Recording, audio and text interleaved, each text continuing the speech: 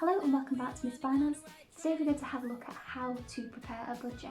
Now personally, as with most accountants that you'll come across, I have a budget for how much I'm spending, when I'm getting paid, exactly where my money's going, how much I'm saving, etc, etc. So I can tell you practically to the penny exactly what I'm spending and where. And this has helped me to pay off debt in the past and also to prepare for any big purchase. And a lot of the time I also have to spare in case of an emergency, which is something again that a lot of people when preparing a budget don't even think about. So the likes of things like holidays and people's birthdays, which always pop up out the blue, maybe your work dues, for example, which all eat away into that budget. And if you have pushed it to the penny and you haven't left anything in there for things like that, then you're going to struggle. So we're going to have a look at an Excel spreadsheet that I've prepared and how I would go about preparing a budget.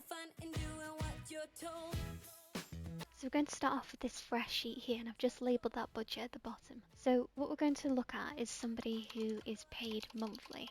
Now in December, if you're paid monthly, what tends to happen is you don't get paid at the end of the month like you normally would. Most companies pay you around the 20th of December. So if I have a look at the diary now, what would that make it? So it's probably going to be about the 21st of December this time round. So let's change that. So usually if you were paid on the 31st, you'd have about 5 weeks to wait until the 31st of January. But because you're getting paid a little bit earlier, you're going to have 6 weeks instead. So that's very important to bear in mind.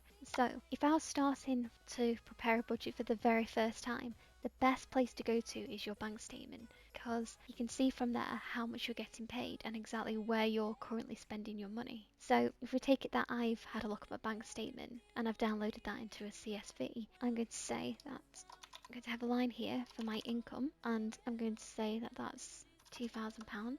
And this is after tax, so this is net of taxes. This is what I've received in my bank. And then here, I'm going to go down the list of everything that's on my bank account. So let's say Starbucks, 10.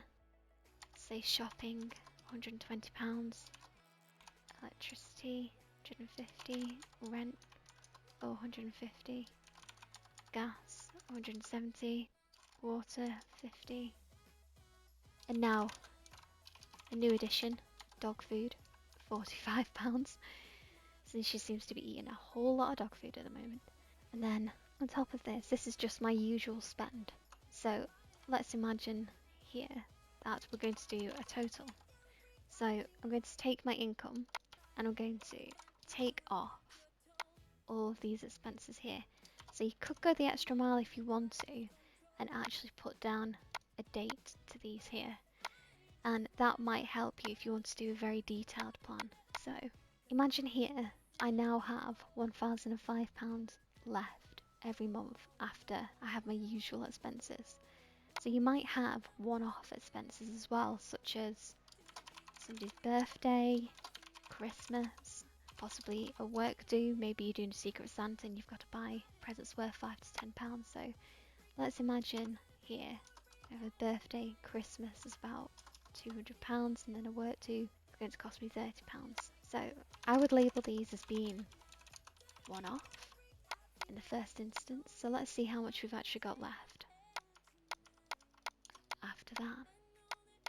Now the great thing about doing this in a spreadsheet is if you've forgotten something, you can always just add it in very quickly. So I'm going to add in here my car insurance, which is not a one-off because let's imagine that gets paid every month. I've not paid the yearly amount, I've just paid the monthly amount. And then here I also have petrol costs, which are not so high at the moment, so let's just say that they're £50 a month for now. So actually what I have left is £635. Now we could do this very roughly and say, well, this particular period that we looked at last time was for 4 weeks, and actually we want to do this for 6 weeks.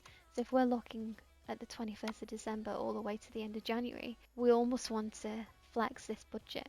So something like most individuals who are studying accountancy have looked at or will look at some point in the future. So I'm just going to divide that by 4 and times that by 6. Now you'll see a mistake that I've just made here. And that's that the income is not going to change. So you're still going to get paid what you normally would have got paid, but your expenses, etc., are going to be over 6 weeks instead of 4 weeks. So there's the potential in this that you might have to dip into savings or save money elsewhere. So if we have a look in detail at these things, so electricity, yes, that's probably going to go up. The rent's probably not going to go up and actually will be paid at the same time. So I'm not going to have to pay 650 there. Gas will go up, water will go up. Car insurance, no. Petrol might go up. Now, in terms of these items down here, birthdays and Christmas, we're only going to have one of those each. So actually, the 337 is our new budget. So as always, thank you so much for watching, consider subscribing, and I shall see you on the next video.